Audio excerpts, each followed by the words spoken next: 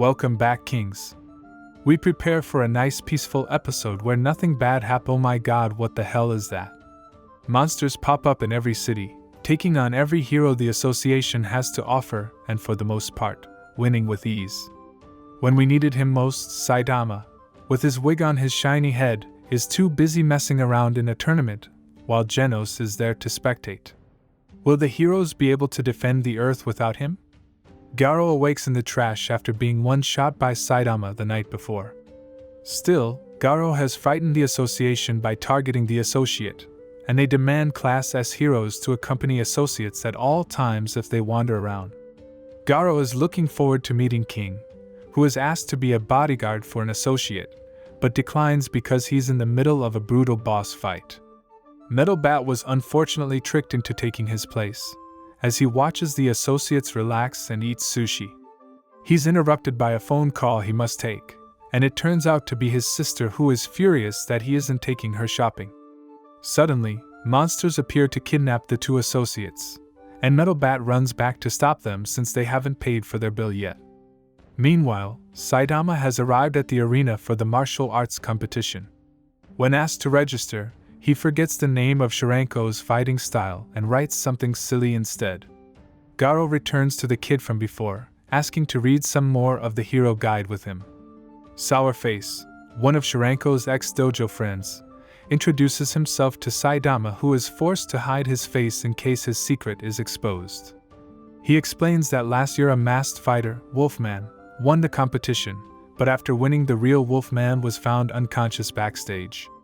Because of this, the use of headwear was banned and considered illegal, and anyone caught using such things would be banned, fined, and maybe even imprisoned.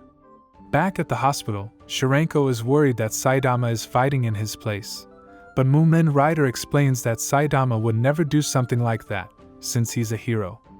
Metal Bat makes quick work of the two monsters, who say Metal Bat might be strong, but is no match for their senpai. Suddenly, Senior Centipede appears, along with another monster who fills the air with a gas that renders people unconscious. The kid Garou is talking to informs him of Watchdog, a powerful S-class hero, and tells him where he can find him in his usual spot of guarding his city. They're interrupted by an emergency announcement, and Garou tells the kid to flee while he goes to find Watchdog Man. The poison has started taking effect and Metal Bat is losing consciousness. He starts to take a huge beating from the monster.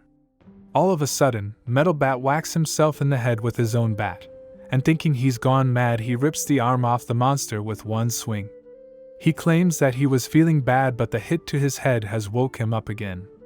To return the favor for the beating he received, he gives the monsters one hit back each, and defeats them with ease. Only then does he realize he forgot to ask the monsters what they had planned for the associates. The association tried to celebrate Bat's win, but they realized that any time Junior Centipede and Senior Centipede arrive successively, it usually means one thing: the arrival of Elder Centipede. That prediction is confirmed when this giant monster comes crawling out of the ground, larger than anything we've ever seen before. Metal Bat doesn't waver and delivers a big smack to the monster, but due to its rock-hard exterior, the hit simply ricochets onto Bat instead. Smashed into a building, he runs back onto its back and makes his way to its face, and performs dragon pummeling. Garou, looking for Metal Bat, is shocked to see him fly over and crash near him. Upset that a monster that wasn't him took out a Class S hero, he becomes excited when he sees Metal Bat can still walk. He stops him from approaching the centipede, and says he will be his new opponent. Bat tries to ignore him, but then realizes this is Garou the hero hunter, and complies with his demands. Back at the association, they've lost contact with Metal Bat, and emergencies start popping up in every single city. Metal Knight arrives to fight the centipede, but is simply testing out his new weapons. Monsters intercept the heroes, getting the associates to safety, and we then learn that multiple monsters have began appearing in every single city. Garou and Bat continue to fight. Garou notices Metal Bat has lost a considerable amount of blood, and even has broken bones. He asks how he's still standing, and Bat says it's all about his fighting spirit. Garou realizes the more damage he takes, the stronger he becomes, before kicking a manhole at him and appearing behind him for some hits. Asking if Bat will just swing that thing around until he dies. Bat does exactly that and performs Spinning Tornado, which Garou manages to parry with ease and deliver a winning blow to his stomach. However, he's shocked to see his hands trembling after his victory, realizing Bat had much more power than he previously thought. Dropping his guard, Bat wasn't done and seems to have won, but fortunately for Garou, Bat's sister arrives and they have a family rule of no violence when she's around. Garou punches Bat away, but the sister intervenes and says no more fighting. Reluctantly, Garou can't decline the kid and says he has better things to do anyway. Bat forgot about the giant centipede destroying the city, and while he tries to head back to the action, he's defeated by a powerful little sister chop which finishes him off. Spectating the battle, two monsters are talking about Garou before one goes down to the street to take another hostage, the sister of Metal Bat. Garou appears behind him, and one-shots him. Surprised he lived, the second monster introduces itself and gives Garou a card for the Monster Association, which Garou tears up and tells them to get lost.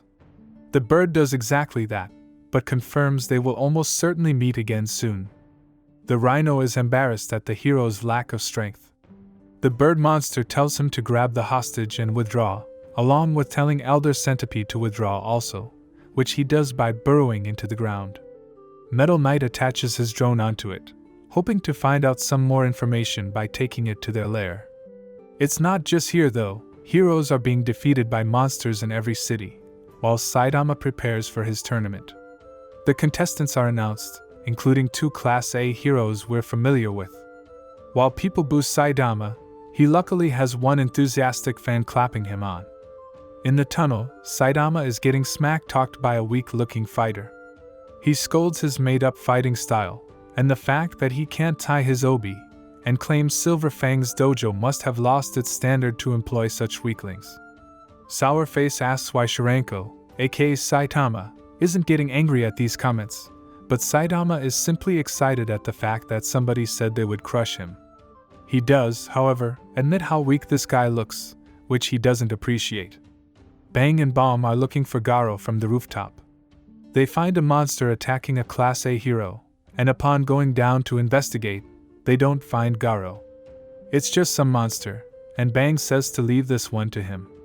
Approaching the monster, he obliterates it with a combo, and they move on to find Garou barely uttering a word. Max begins the first fight of the tournament, while monsters all over continue to battle. Whip Girl is whipping some heroes up, Heavy Kong is defeated by a gorilla, and Lightning Genji is also defeated by these two. The association are panicking, witnessing major setbacks in each city, including building devouring giants and gaseous monsters too. With Whip Girl winning her fight pretty easily, a group show up to assist. It's Blizzard's group, and she prepares for battle.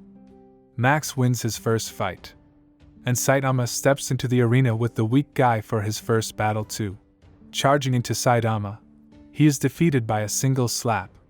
The commentators ask if Shiranko is strong, but instead conclude that the opponent is just a true weakling. Saitama feels bad when he learns his opponent's girlfriend is watching, and he planned to propose after winning, but it turns out she didn't even bother showing up, relieving Saitama slightly. Defeated and girlfriendless, our episode ends there. Thanks for watching, Kings. Be sure to subscribe if you enjoyed. I'll be finishing the One Punch Man recaps for sure, so I hope you like them. That said, I'll see you very soon.